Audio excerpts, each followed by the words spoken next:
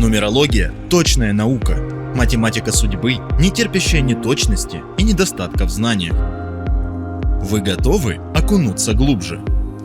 Для вас новая 10-я книга из цикла «Нумерология как профессия. Регресса-нумерология». Вы знаете, зачем пришли в этот мир? Кем вы были в прошлой жизни? Каких успехов уже добивались?